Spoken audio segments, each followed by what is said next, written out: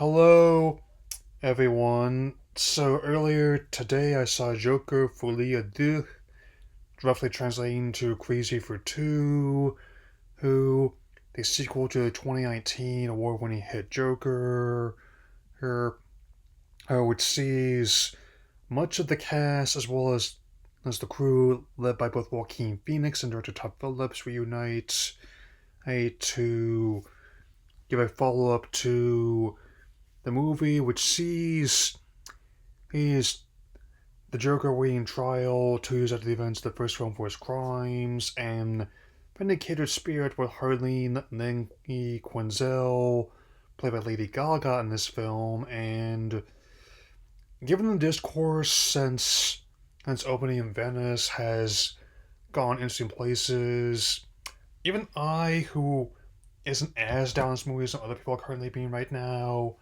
will admit it didn't quite wow me the way the first one did, so let's talk about why. Before I get too into the story, which is really where I think this one could have been more, or personally, I'll go over for my fair reference and also the positives about the movie. As I often tend to do. No sense. And with that in mind, Phoenix is still as compelling as ever in the lead role.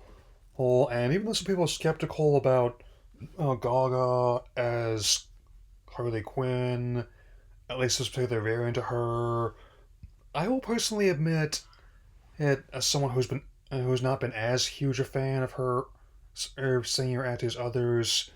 Mitch Dasher does bring a unique spin to the part, and even though initially it appeared that she was going to be a very different take from the usual variant from the comics and the other cartoons that she's been a part of,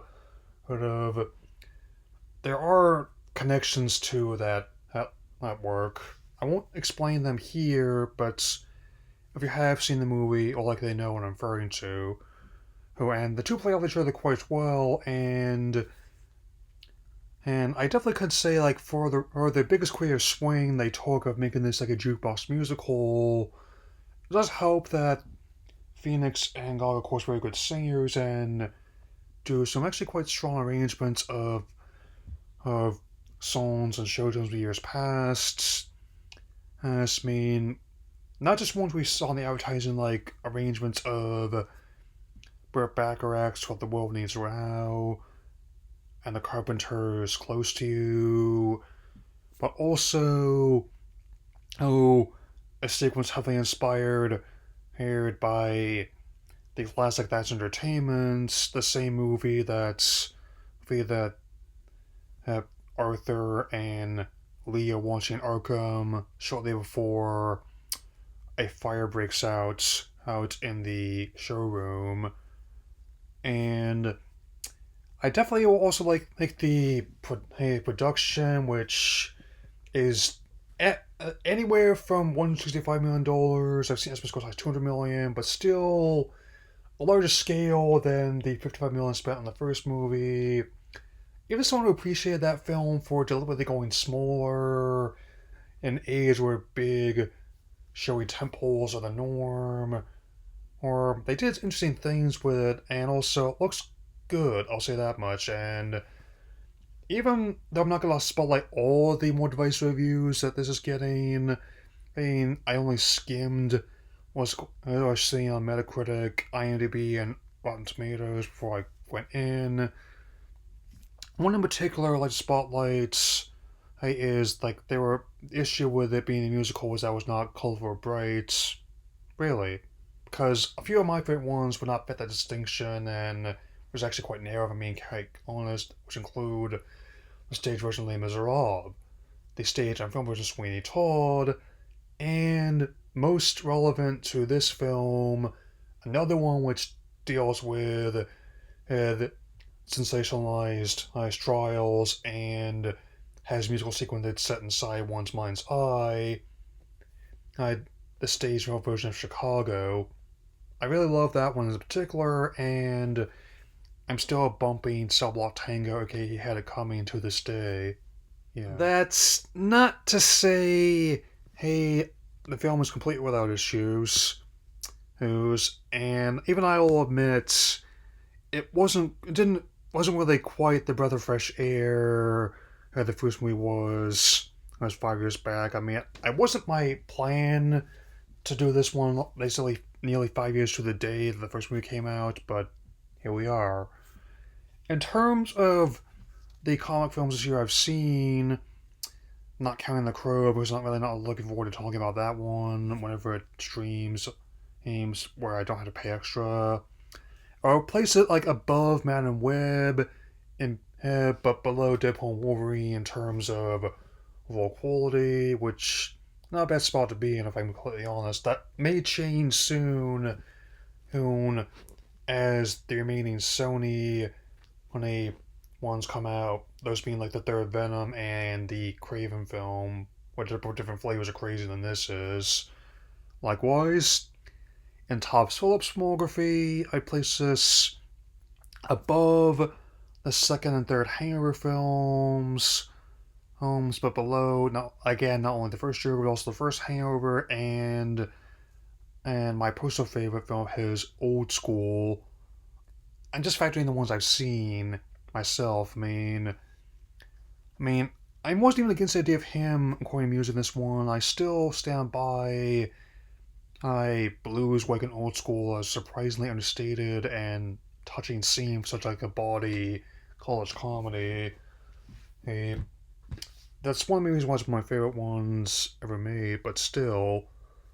And I definitely expect that both the cast and Phillips wanting to move on to their projects after this, as given the circumstances, as I still think this one got off easy in light of this reboot that's currently in progress. Barring another delay, the Creature Commando show is still going to be coming out later this year. The Beaver Superman will be next year, as will the second season of Peacemaker. So between this and the Reeves Batman verse, or Epic Crime Saga as he calls it, much like the last movie, comes out as quite a tumultuous time for both DC and Warner's.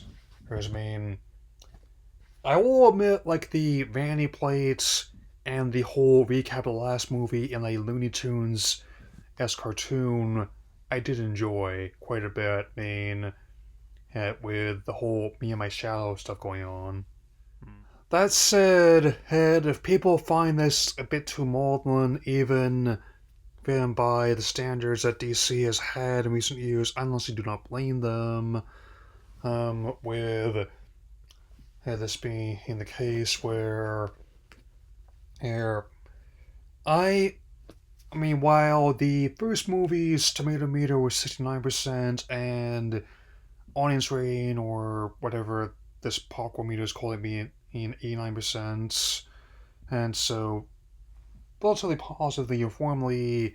Here, they're more united about, as I record this, about 36% apiece, and with that in mind, it's not often, and I think it's even more divisive than the first film was. There's a bit for different reasons. And so I took a similar look at it and said to myself, well, this isn't going to get solved overnight.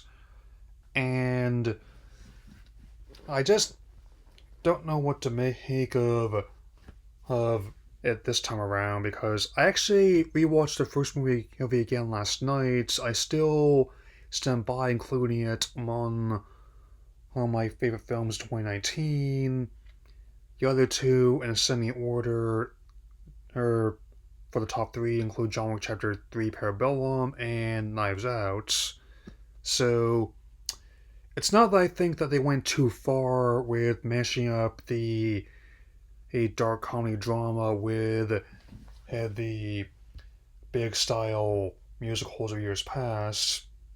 If anything, I would argue they didn't go far enough in some respects. Some of my favorite scenes, some of the other R-rated DC films I've seen include, which also involve Harley Quinn, include the whole Bubsy Berkeley sequence in the Birds of Prey movie, or when she's escaping the compound in the Suicide Squad in 2021 to Louis Prima, with the gore eventually becoming like birds and flowers as well. Like he's a uber violent Disney princess. I mean, my best about how I felt as well. Like, if you're gonna be committing to this kind of mashup, by all means, Todd, go all out with it. Is all I'm saying.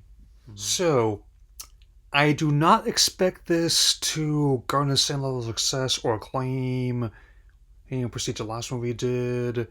It, based on the current tracking and exit polling, I'm not certain about that either.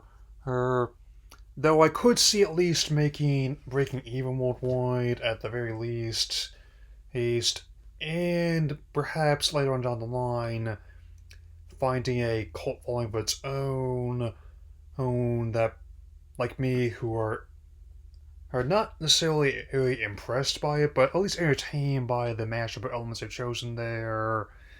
Heck, Man of Whip's not even a year old and already kind of has found its own kind of ironic cult fan base.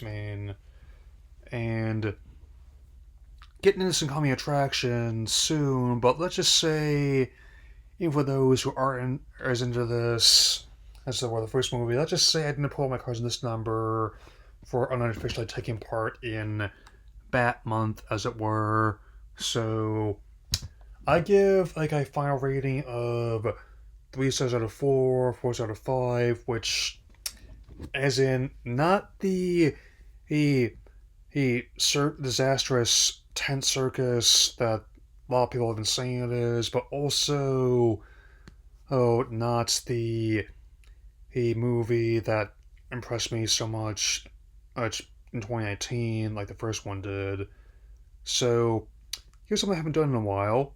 Calling attractions. Okay, so I'm getting like the couple Fathom events right off the bat, at where we have like a 20th anniversary screening of the first Saw, coming.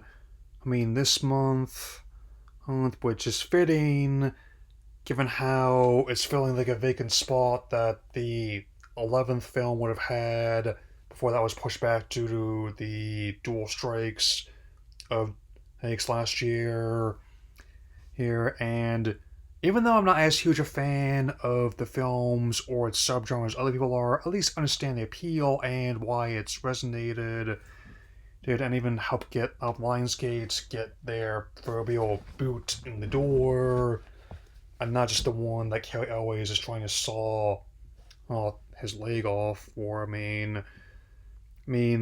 That's basically like $1.5 million budget. He was biggest name on the marquee at the time. They even considered going straight to DVD, which is basically that during the going straight to digital for positive test screenings, convinced the Rolodex natural release. The result, even by horror standards, made a tidy return on investment and it's been a recurring feature ever since. My favorite one's probably the second one, but I'll admit some of the kills in later ones are pretty creative, and even a lot of them also shot practically even.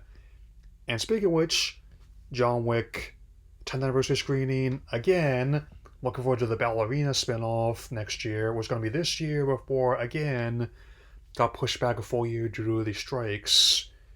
And as for John himself being in that spin-off, my understanding is going to be taking place before the events of Chapter 4, so there's your answer. And I guess also Lance Reddick finished his scenes in that before he passed, so that means once again that terrible Resident Evil show will not be his final role. So let's continue. October 25th, Venom: The Last Dance. I'm not sure about opening night, but since I made opening weekend for the last two movies, I'm definitely going to be doing the same for this one as well. Since I'm going to be picking up Sonic Cross-Star Generations opening day, this will be like another movie featuring like a fan favorite edgelord character which has like alien origins as well, of sorts. And not maybe more of an anti-hero, and I get both flavors of crazy this October. Lucky me. He and a jury's still on Craven, but Venom has proven he is a character that can carry story on his own shoulders, and Hardy has also seemed to corroborate the reports that this is going to be the last one, at least under Sony's umbrella. I keep hearing talk about more people coming to Avengers Secret Wars, but we shall see how that goes. I'm still open to the idea of at the very least like a making like the fourth Spider-Man and like crossover with the two of them. Or heck, they could even bring in Harrelson's way into Carnage, albeit maybe I'll have to use him for a different timeline where he didn't buy the farm at the end of the movie, so there's that. Sorry, a spoiler. Mufasa, December 20th. Again, I think it looks fine personally. I'm fairly certain that there's a similar Shakespeare story where a commoner is made an honorary noble, and he and his adopted brother had to prove themselves as their kingdom comes under fire. Which, like a lot of Lion King verse and similar stories in that vein, like retellings of those ones against that backdrop, and even discourse around this and other works of God, I treat the live action versions like I treat any, by seeing them for what they are, simply retellings of stories in a new way. Even though I'm still prioritizing Sonic 3 that weekend, and I just now realized that Sonic and Shadow make a big 3 on the new poster, or or I definitely do intend to see this one in the near future, or count on that. Definitely more likely than what I'm going to talk about next. And last but definitely not least, on January 10th, just in time for my 33rd birthday, Companion. You shouldn't have. I really mean it.